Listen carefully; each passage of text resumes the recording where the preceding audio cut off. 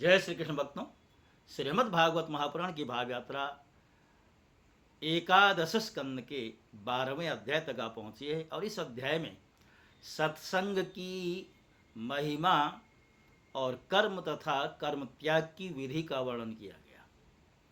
भगवान कहते हैं, न रोधयति माम योगो न सांख्यम धर्म एव च न स्वाध्यायस्तपत्यागो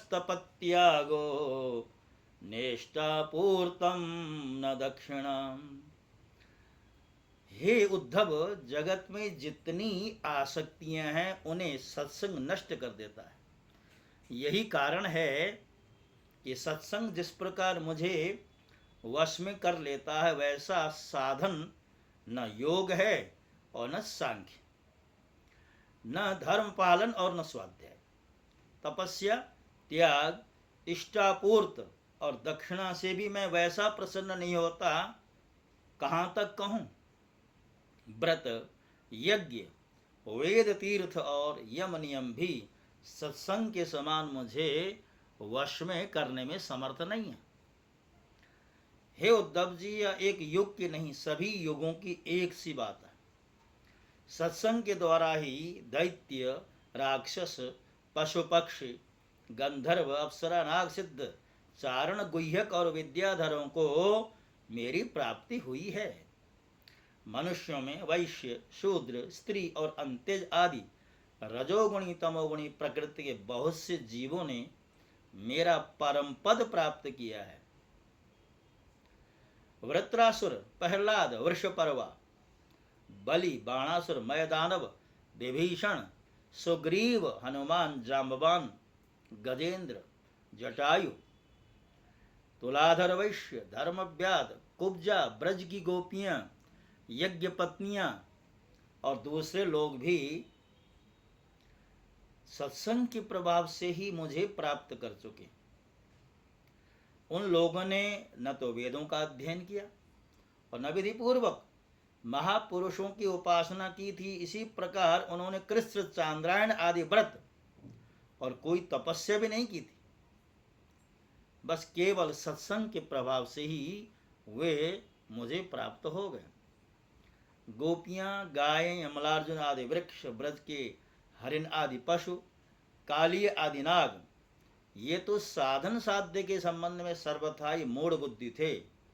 इतने ही नहीं, ऐसे ऐसे और भी बहुत हो गए हैं जिन्होंने केवल प्रेम पूर्ण भाव के द्वारा ही अनायास मेरी प्राप्ति कर ली और कृत्य कृत्य हो। हे उद्धव, बड़े बड़े प्रयत्नशील साधक योग, सांख्य, दान, व्रत, तपस्या, यज्ञ, श्रुतियों की व्याख्या, स्वाध्याय और संन्यास आदि साधनों के द्वारा मुझे नहीं प्राप्त कर सकते, परंतु सत्संग के द्वारा तो मैं अत्यंत सुलभ हो जाता हूं। उद्धव, जिस समय अक्रूर जी भैया बलराम जी के साथ मुझे ब्रज से मथुरा ले आए, उस समय गोपियों का हृदय गाढ़ प्रेम के कारण मेरे अनुराग के रंग में रंगा हुआ था। मेरे वियोग की तीव्र व्याधि से व्याकुल हो रही थी और मेरे अतिरिक्त कोई भी दूसरी वस्तु उन्हें सुख कारक नहीं जान पड़ती थी। तुम जानती हो कि मैं ही उनका एकमात्र प्रियतम हूं। जब मैं वृंदावन में था तब उन्होंने बहुत सी रात्रियां, वे रास की रात्रियां मेरे साथ आधे क्षण के समान व्यतीत कर दी, परंतु प्यारे उद्धव, मेरे बिना वे ही रात्रियां उनके लिए एक एक कल्प के समान हो गई। जैसे बड़े बड़े ऋषिमुनि समाधि में स्थित होकर तथा गंगा आदि बड़ी बड़ी नदियां समुद्र में मिलकर अपने नाम रूप को खो देते हैं, वैसे ही वे गोपियां परम प्रेम के द्वारा मुझ में इतनी तन्मय हो गई थीं कि उन्हें लोक, परलोक और अपने कहलाने वाले पति पुत्रादि की भी सुध बुध नहीं रह जाती थी। हे उद्धव, उन गोपियों से बहुत सी तो ऐसी थीं जो मेरे वास्तविक स्वरूप को नहीं जानती थी। वे मुझे भगवान न जानकर केवल प्रियतम ही समझती थी और जार भाव से मुझसे मिलने की लिए आकांक्षा किया करती थी, इच्छा किया करती थी। उन साधनहीन सैकड़ों हजारों अबलाओं ने केवल संग के प्रभाव से ही मुझे परब्रह्म परमात्मा को अर्थात मुझ परम ब्रह्म परमात्मा को प्राप्त कर लिया। इसलिए उद्धव तुम श्रुति स्मृति विधि निषेध प्रवृत्ति निवृत्ति और सुनने योग्य तथा सुने हुए विषयों का परित्याग करके सर्वत्र मेरी ही भावना करते हुए समस्त प्राणियों के आत्मस्वरूप मुझ एक की ही शरण में एक ही शरण संपूर्ण रूप से ग्रहण कर, क्योंकि मेरी शरण में आ जाने से तुम सर्वथा निर्भय हो जाओगे। उद्धव कहते हैं कि सनकादि योगेश्वरों के भी परमेश्वर प्रभु, यूं तो मैं आपका उपदेश सुन रहा हूं, परंतु इससे मेरे मन का संदेह मिट नहीं रहा है। मुझे स्वधर्म का पालन करना चाहिए या सब कुछ छोड़कर आपकी शरण ग्रहण करनी चाहिए, मेरा मन इसी दुविधा में लटक रहा है। आप कृपा करके मुझे भली भांति समझाएं। भगवान कहते हैं कि हे उद्धव, जिस परमात्मा का परोक्ष रूप से वर्णन किया जाता है वे साक्षात अपरोक्ष प्रत्यक्ष ही हैं, क्योंकि वे ही निखिल वस्तुओं को सत्ता स्फूर्ति अर्थात जीवन दान करते हैं। वे ही पहले अनाहत नाथ स्वरूप परावाणी नामक प्राण के साथ मूलाधार चक्र में प्रवेश करते हैं। उसके बाद मणिपूरक चक्र अर्थात नाभि स्थान में आकर पश्यंती वाणी का मनोमय सूक्ष्म रूप धारण करते हैं। तदनंतर कंठ देश में स्थित विशुद्ध नामक चक्र में आ जाते हैं और वहाँ मध्यमा वाणी के रूप में व्यक्त होते हैं। फिर क्रमशः मुख में आकर ह्रस्व दीर्घादि मात्रा, उदात्त अनुदात्त आदि स्वर तथा ककारादि वर्ण रूप स्थूल वैखरी वाणी का रूप ग्रहण कर लेते हैं। अग्नि आकाश में ऊष्मा अथवा विद्युत के रूप से अव्यक्त रूप में स्थित है। जब बलपूर्वक काष्ठ मंथन किया जाता है तब वायु की सहायता से वह पहले अत्यंत सूक्ष्म चिंगारी के रूप में प्रकट होती है और फिर आहुति देने पर प्रचंड रूप धारण कर लेती है। वैसे ही मैं भी शब्द ब्रह्म स्वरूप से क्रमशः परा पश्यंती मध्यमा और वैखरी वाणी के रूप में प्रकट होता हूँ।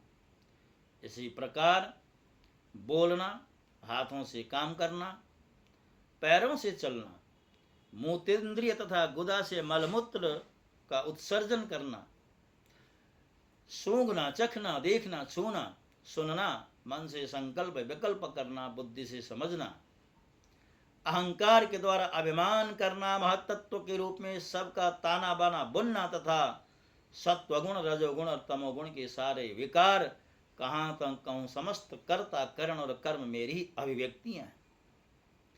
यह सबको जीवित करने वाला परमेश्वर ही इस त्रिगुणमय ब्रह्मांड कमल का कारण है। यह आदि पुरुष पहले एक और अव्यक्त था। जैसे उपजाऊ खेत में बोया हुआ बीज शाखा पत्र पुष्पादि अनेक रूप धारण कर लेता है, वैसे ही काल गति से माया का आश्रय शक्ति विभाजन के द्वारा परमेश्वर ही अनेक रूपों में प्रतीत होने लगता है। जैसे तागों के ताने बाने में वस्त्र ओतप्रोत रहता है, वैसे ही यह सारा विश्व परमात्मा में ही ओतप्रोत है। जैसे सूत के बिना वस्त्र का अस्तित्व नहीं है, किंतु सूत वस्त्र के बिना भी रह सकता है, वैसे ही इस जगत के न रहने पर भी परमात्मा रहता है, किंतु यह जगत परमात्मा स्वरूप ही है। परमात्मा के बिना इसका कोई अस्तित्व नहीं है। यह संसार वृक्ष अनादि और प्रवाह रूप से नित्य है। इसका स्वरूप ही कर्म की परंपरा तथा इस वृक्ष के फल फूल हैं मोक्ष और भोग। इस संसार वृक्ष के दो बीज हैं, पाप और पुण्य। असंख्य वासनाएं जड़ें हैं और 3 गुण तने हैं। 5 भूत इसकी मोटी मोटी प्रधान शाखाएं हैं और शब्दादि 5 विषय रस हैं। 11 इंद्रियां शाखा हैं तथा जीव और ईश्वर 2 पक्षी इसमें घोंसला बनाकर निवास करते हैं। इस वृक्ष में वात पित्त और कफ रूप 3 तरह के की छाल है। इसमें 2 तरह के फल लगते हैं, सुख और दुख। यह विशाल वृक्ष सूर्य मंडल तक फैला हुआ है। इस सूर्य मंडल का भेदन कर जाने वाले मुक्त पुरुष पर संसार चक्र में नहीं पड़ते। जो गृहस्थ शब्द रूप रस आदि विषयों में फंसे हुए हैं, वे कामना से भरे हुए होने के कारण गीध के समान वे इस वृक्ष का दुख रूप फल भोगते हैं, क्योंकि वे अनेक प्रकार के कर्मों के बंधन में फंसे रहते हैं। जो अरण्यवासी परमहंस विषयों से विरक्त हैं, वे इस वृक्ष में राजहंस के समान हैं और वे इसका सुख रूप फल भोगते हैं। उद्धव, वास्तव में मैं एक ही हूं। यह मेरा जो अनेकों प्रकार का रूप है, हुआ तो केवल मायामय है। जो इस बात को गुरुओं के द्वारा समझ लेता है, वही वास्तव में समस्त वेदों का रहस्य जानता है। अतः उद्धव, तुम इस प्रकार गुरुदेव की उपासना रूप अनन्य भक्ति के द्वारा अपने ज्ञान की कुल्हाड़ी को तीखी कर लो और उसके द्वारा धैर्य एवं सावधानी से जीव भाव को काट डालो। फिर परमात्मा स्वरूप होकर उस वृत्ति रूप अस्त्रों को भी छोड़ दो और अपने अखंड स्वरूप में स्थित रहो। तो इस प्रकार भगवान ने जो है उद्धव जी को दिव्य ज्ञानोपदेश किया है। और खास करके इस अध्याय में सत्संग की महिमा का प्रतिपादन किया गया है। सत्संगति ही कथे किम न करोति पुंसा। सत्संग से बहुत कुछ प्राप्त होता है। हमारा जीवन और उसका जो लक्ष्य है वह है परमात्मा की प्राप्ति, और परमात्मा की प्राप्ति में सत्संग एक बहुत बड़ा साधन हुआ करता है। और यहाँ पर उदाहरण देकर के भगवान ने उद्धव जी से कहा कि बड़े बड़े पापात्मा जीव भी, उनके जीवन में जब ऐसा मोड़ आया, ऐसा समय आया जब उन्हें सत्संग प्राप्त हुआ, तो सत्संग ने उनके जीवन को बदल दिया। सत्संग ऐसा सरोवर है जिस सरोवर में स्नान करने से जीवन परिवर्तित होता है। सत्संग के सेवन से बड़े बड़े पापात्मा जीव भी उसी तरह शुद्ध और मुक्त हो जाते हैं। सत्संग रूपी सरोवर में यदि कौआ स्नान करे तो हंस की गति को, या यूं कहें कोयल की गति को प्राप्त कर लेता है। इसलिए सत्संग की बहुत बड़ी महिमा बताई गई है। तो भक्तों, आज का जो प्रसंग है, इसी अध्याय के साथ हम इसे विश्राम दे रहे हैं। जैसा कि आपको ज्ञात है, हम एक ही अध्याय की श्रृंखला आपके समक्ष प्रस्तुत करते हैं। तो आज का ये जो अध्याय है, श्लोक की दृष्टि से, श्लोक संख्या की दृष्टि से अन्य अध्यायों की तुलना में थोड़ा छोटा है, तो इसलिए इसको जल्दी विश्राम दिया जा रहा है। जय श्री कृष्ण। ओम नमो भगवते वासुदेवाय।